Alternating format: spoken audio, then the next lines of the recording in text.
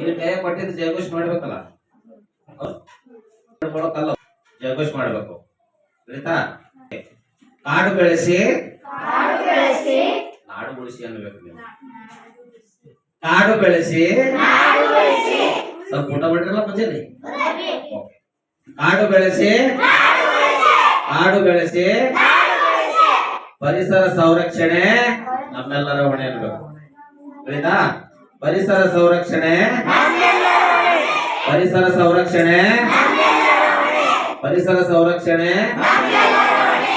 Okay.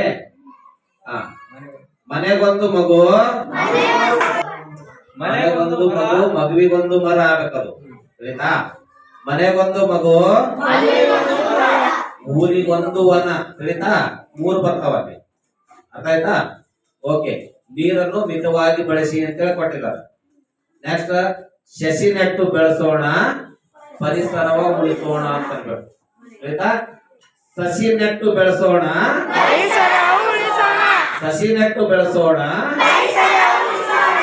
Okay. ಸ್ವಲ್ಪ ಕೈ ತಾಳ ಮಾಡ್ತೀವಿ. ಮತ್ತೊಂದಲ್ಲ, ಪ್ಲಾಸ್ಟಿಕ್ ತ್ಯಜಿಸಿ ಓಕೆ. ಈ ಸ್ಲೋಗನ್ಸ್ಗಳು ಇವ್ ನೆನಪರ್ಬೇಕು, ಇಟ್ಕೋಬೇಕು. ತಿಳಿತಾ? ಓಕೆ. ಇವತ್ತಿನ ದಿವಸ ಸರ್ಕಾರಿ ಹಿರಿಯ ಪ್ರಾಥಮಿಕ ಶಾಲೆ ಗುಣತೀರ್ಥವಾಡಿ ಶಾಲೆಯಲ್ಲಿ ರಾಷ್ಟ್ರೀಯ ಹಸಿರು ಪಡೆ ಕಾರ್ಯಕ್ರಮ ಹಮ್ಮಿಕೊಳ್ಳಲಾಗಿದೆ.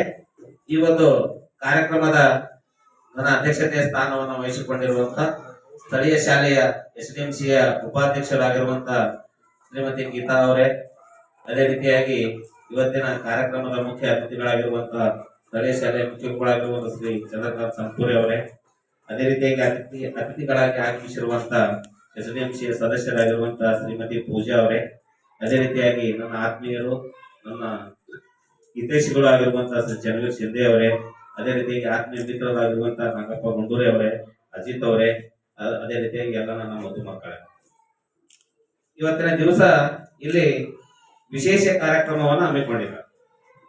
ನಾನು ಸುಮಾರು ಇದು ಇವತ್ತಿನ ಈ ಒಂದು ಕಾರ್ಯಕ್ರಮ ಇದೊಂದು 9ನೇ ಕಾರ್ಯಕ್ರಮ. ರಾಷ್ಟ್ರೀಯ ಹಸಿರು ಪಡೆ ಕಾರ್ಯಕ್ರಮ ಇದು 9ನೇ ಕಾರ್ಯಕ್ರಮ. 8 ಕಾರ್ಯಕ್ರಮಗಳನ್ನು ಮಾಡಿದ್ದೆ, ಆದ್ರೆ ಇಷ್ಟು ಅಚ್ಚುಕಟ್ಟಾಗಿ ಯಾವ ಶಾಲೆಯಲ್ಲೂ ಮಾಡಿಲ್ಲ. ಕೇವಲ ಫೋಟೋ ಸಲುವಾಗಿ ಕಾರ್ಯಕ್ರಮವನ್ನ ಮಾಡಿದ್ರು ಅಷ್ಟೇ. ಆದ್ರೆ ಇಷ್ಟು ಅಚ್ಚುಕಟ್ಟಾಗಿ ಈ ಒಂದು ಕ್ರಮವನ್ನು ಮಾಡಿದ್ದು ಇಲ್ಲಿನ ಶಿಕ್ಷಕರ ಒಂದು ಅಭಿವೃದ್ಧಿ ಎಂದು ಕಾಣುತ್ತದೆ. ಯಾಕಪ್ಪ ಅಂತಂದ್ರೆ ನಾವು ಬೇರೆ ಶಾಲೆಗಳಲ್ಲಿ ಹೋದಾಗ ಅಲ್ಲಿ ತೋರಿಕೆಗಾಗಿ ಕಾರ್ಯಕ್ರಮ ಆಗಿತ್ತು. ಇಲ್ಲಿನ ಮುಖ್ಯ ಗುರುಗಳ ಒಂದು ಜವಾಬ್ದಾರಿ ಎಷ್ಟಿದೆ ಅಂತಕ್ಕಂಥದ್ದು ಈ ಒಂದು ಕಾರ್ಯಕ್ರಮದ ಅಚ್ಚುಕಟ್ಟತೆಯನ್ನು ನೋಡಿದಾಗ ಅರ್ಥ ಆಗ್ತದೆ. ಈಗ ನಾವು ಇಲ್ಲಿ ರಾಷ್ಟ್ರೀಯ ಹಸಿರು ಪಡೆ ಕಾರ್ಯಕ್ರಮ ಶಾಲಾ ಹಂತದಲ್ಲಿ ಯಾಕೆ ಆಚರಣೆ ಮಾಡ್ತಾ ಇದ್ದಾರೆ ಅನ್ನುವಂಥದ್ದು ನಾವು ಸ್ವಲ್ಪ ಅರ್ಥ ಮಾಡ್ಕೋಬೇಕು ವಿದ್ಯಾರ್ಥಿಗಳು. ತಿಳಿತಾ? ಸರ್, ಇದು ನಮ್ಗೆ ಏನ್ ಅವಶ್ಯಕತೆ ಇದೆ? ಈ ಕಾರ್ಯಕ್ರಮವನ್ನು ನಾವು ಶಾಲಾ ಹಂತದಲ್ಲಿ ಯಾಕೆ ಆಚರಣೆ ಮಾಡಬೇಕು? ಈ ಒಂದು ಕಾರ್ಯಕ್ರಮದಲ್ಲಿ ಗ್ರಾಮದ SDMC ಅವರಿಗೂ ಗ್ರಾಮಸ್ಥರಿಗೂ ಯಾಕೆ ಕರೆಸಬೇಕು ಅನ್ನುವಂಥದ್ದು ಮೊದಲು ನಾವು ಅರ್ಥ ಮಾಡ್ಕೋಬೇಕು. ನಿಮ್ಮ ಕೈಯಲ್ಲಿ ಒಂದೊಂದು ಸ್ಲೋಗನ್ಸ್ ಗಳನ್ನ ಕೊಟ್ಟಿದ್ದಾರೆ. ಅವುಗಳನ್ನೆಲ್ಲ ಘೋಷ ಈಗ ಹೊಡೆದಿವಿ, ಜಯಘೋಷ ಹಾಕ್ತೀವಿ ಕೆಲವರು. ಓಕೆನಾ? ನಾವು ಗಿಡಗಳನ್ನ ಯಾಕೆ ಹಚ್ತೀವಿ? ಗಿಡ ಹಚ್ಚಲಾರ್ದೆ ನಡೆಯಂಗಿಲ್ಲೇನು? ನಡೆಯಂಗಿಲ್ಲ? ನಡೀತದಲ್ಲ? ನಡೆಯಂಗಿಲ್ಲ? ನಡೆಯಂಗಿಲ್ಲ. Very good. ಯಾಕೆ ನಡೆಯಂಗಿಲ್ಲಪ್ಪ ಅಂತಂದ್ರೆ, ಮನುಷ್ಯ ಈ ಭೂಮಿಯ ಮೇಲೆ ಬದುಕಿ ಬಾಳಬೇಕಪ್ಪ ಅಂತಂದ್ರೆ ನಮಗೆ ಶುದ್ಧವಾದ ಗಾಳಿ, ಶುದ್ಧವಾದ ನೀರು, ಶುದ್ಧವಾದ ಆಹಾರ, ಇವು 3 ಅತಿ ಅವಶ್ಯಕತೆ ಇರ್ತಕ್ಕಂಥದ್ದು. ತಿಳಿತಾ? ನಿಮ್ಗೆಲ್ರಿಗೂ ಗೊತ್ತಿದೆ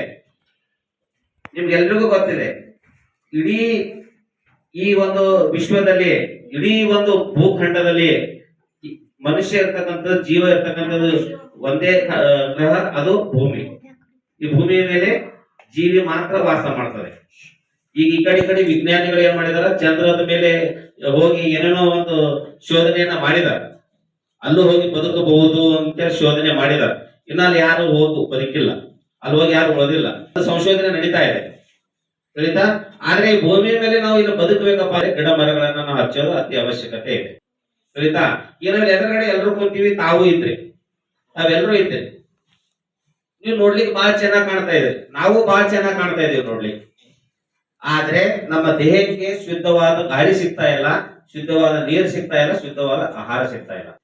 ಅದರ ಸಲುವಾಗಿ ನಮ್ಮ ಅಜ್ಜಿಂದಿರು ಅವ್ರು 100 ವರ್ಷಗಳ ಕಾಲ ಬದುಕ್ತಾ ಇದ್ರು. ಆದ್ರೆ ನಮ್ಮ ಆಯುಷ್ಯ ಎಷ್ಟಾಗಿದೆ ಇವತ್ತು? 60-70 ಬದುಕಿದ್ರೆ ಬಹಳ ಆಯ್ತು. ಯಾಕ? ಇದಕ್ಕೆಲ್ಲ ಕಾರಣ ಪರಿಸರ ವಿನಾಶ. ಈ ಒಂದು ಪರಿಸರ ವಿನಾಶದಿಂದ ಮನುಷ್ಯನ ಆಯುಷ್ಯ ಕೂಡ ಕಡಿಮೆ ಹಾಕೊಂಡು ಬರ್ತಾ ಇದೆ. ನಾವಿಲ್ಲಿ ಎದುರುಗಡೆ ಬಹಳ ಚೆನ್ನಾಗಿ ಕಾಣ್ತಾ ಇದೀವಿ ಇವತ್ತಿನ, ಆದ್ರೆ ನಮ್ಮ ದೇಹದ ಒಳಗಡೆ 1000 ಗಟ್ಟಲೆ ರೋಗಗಳಿವೆ. ಅವೆಲ್ಲಾ ರೋಗಗಳು ಎದರಿಂದ ಬರ್ತಾ ಇದೆ? ಈ ಪರಿಸರ ವಿನಾಶದಿಂದ ಬರ್ತಾ ಇದೆ. ಅದಕ್ಕೆ 2024ರಲ್ಲಿ ನಮ್ಮ ಕರ್ನಾಟಕ ಸರ್ಕಾರ ಒಂದು ಘೋಷವಾಕ್ಯ ಜಾರಿಗೆ ತಂತು. ಏನಪ್ಪಾ ಅಂತಂದ್ರೆ ಅದ್ರ ಬರ್ದಿದ್ದಾರೆ, ಮನೆಗೊಂದು ಮಗು, ಮಗುವಿಗೊಂದು ಮರ. ಆಯ್ತಾ? ಮನೆಗೊಂದು ಮಗು, ಮಗುವಿಗೊಂದು ಮರ, ಊರಿಗೊಂದು ವನ. ಇದು ಮಾಡಿದಾಗ ಮಾತ್ರ ಮನುಷ್ಯ ಬದುಕಲಿಕ್ಕೆ ಸಾಧ್ಯ ಇದೆ. ಇಲ್ಲ ಅಂತಂದ್ರೆ ಮನುಷ್ಯನ ಆಯುಷ್ಯು 30-40ಕ್ಕೆ ಬಂದು ನಿಲ್ತದೆ. ಇವತ್ತಿನ ದಿವಸ 25ರಿಂದ 20 ವರ್ಷದ ಮಕ್ಕಳು, 3-4 ವರ್ಷದ ಮಕ್ಕಳು ಇವತ್ತಿನ ದಿವಸ ಹೃದಯಾಘಾತದಿಂದ ಸಾಯ್ತಾ ಇದ್ದಾರೆ. ಮೊನ್ನೆ ಒಂದು ಅಂಕಿಅಂಶ ಹೊರಗಡೆ ಬಿದ್ದಿದೆ, ಒಂದು ಸಮೀಕ್ಷೆ ಆಗಿದೆ. ಏನಾಗಿದೆ ಅಪ್ಪ ಅಂತಂದ್ರೆ 8-9 ವರ್ಷದ ಮಕ್ಕಳು, 8ರಿಂದ 15 ವರ್ಷದ ಒಳಗಿನ ಮಕ್ಕಳು ಹೃದಯಾಘಾತದಿಂದ ಸಾಯ್ತಾ ಇದ್ದಾರಂತೆ. ಅದಕ್ಕೆ ಕಾರಣ ಏನ್ ಕೊಟ್ಟಿದಾರಪ್ಪ ಅಂತಂದ್ರೆ ಮೊಬೈಲ್ ಬಳಕೆ.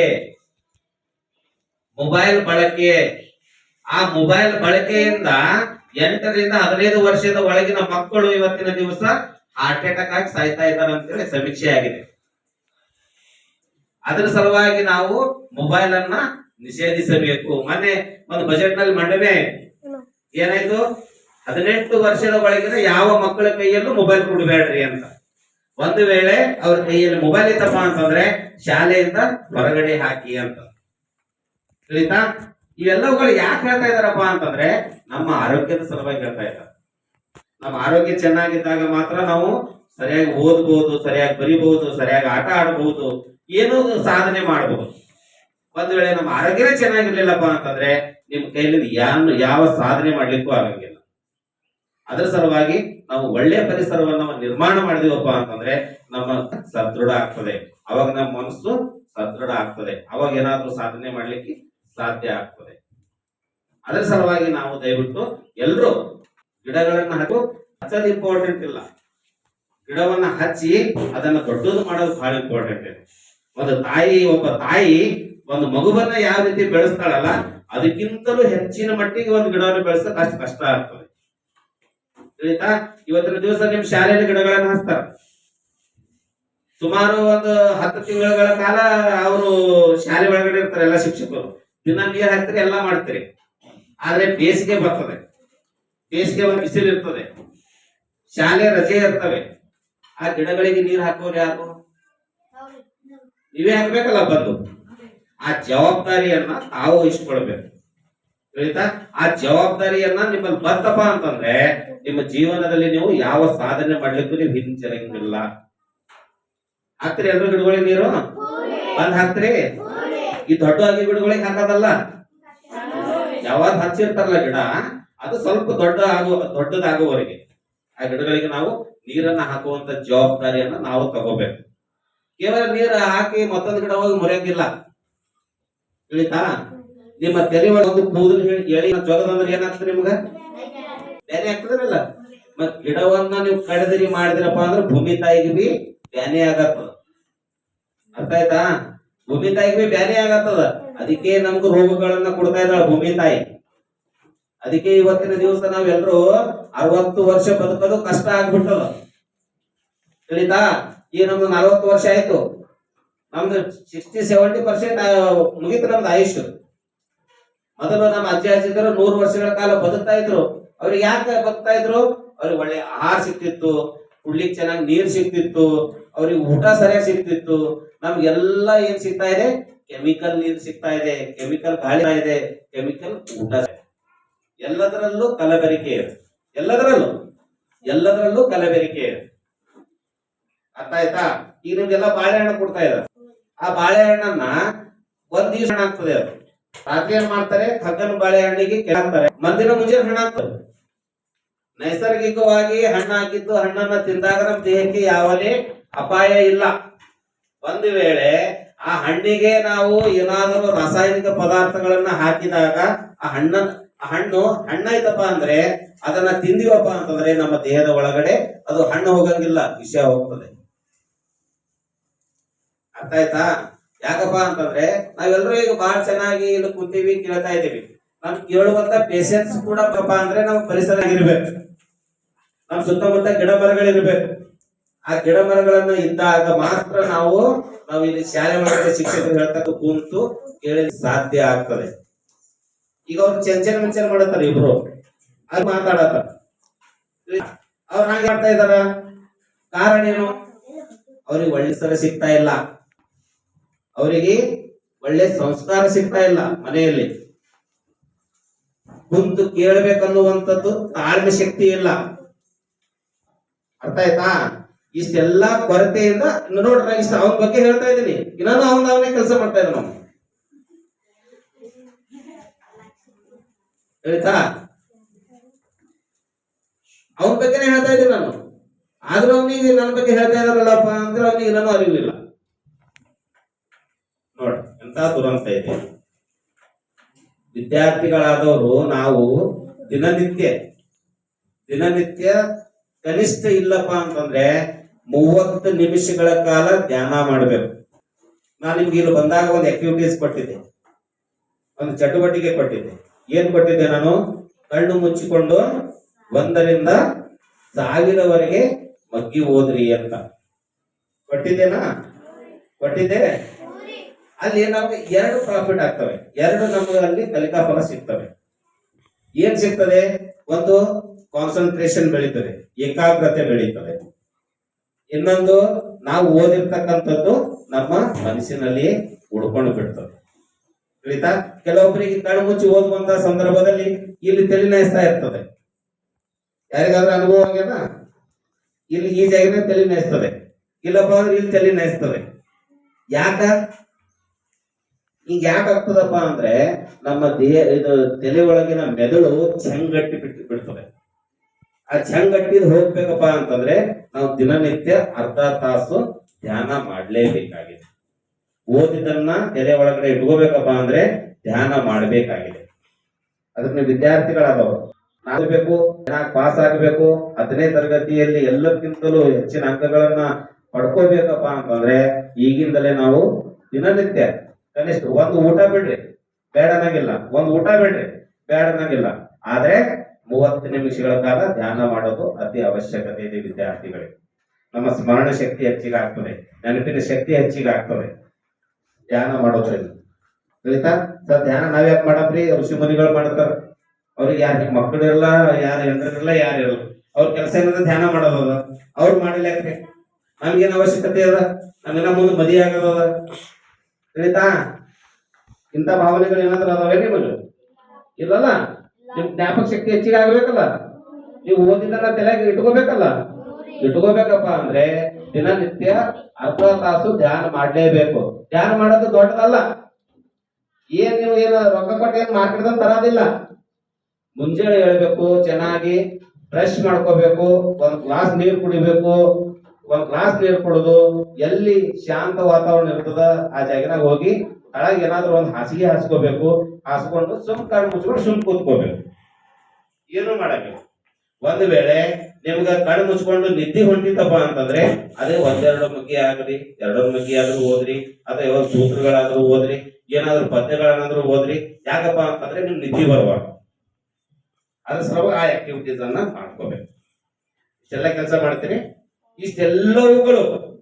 ಇಷ್ಟೆಲ್ಲವುಗಳಲ್ಲಿ ಕೂಡ ನಾವು ಸಾಧನೆ ಮಾಡ್ಬೇಕಪ್ಪ ಅಂದ್ರೆ ನಮ್ಮ ಪರಿಸರವನ್ನು ನಾವು ಕಾಪಾಡಲೇಬೇಕು.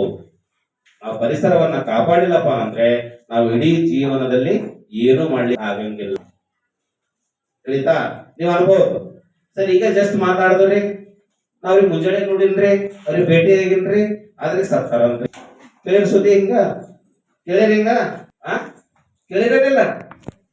ಮುಂಜಾನೆ ಮಾತಾಡಿ ಬಂದಿರ್ತೀರಿ, ಭೇಟಿ ಆಗಿರ್ತೀರಿ, ಅದ್ರ ಮಾಡಿರ್ತಾರ ಅವ್ರು ಹಾಸ್ಯಾಗ, ರಾತ್ರಿ ಮಲ್ಕೊಂಡಿರ್ತಾರ, ಅದ್ರ ಮುಂಜಾನೆ ಎಬ್ಸಕ್ ಹೋದ್ರ ಏನಾಗಿರ್ತಾರೆ, ಸತ್ತು ಹೋಗ್ಬಿಟ್ಟಿರ್ತಾರೆ.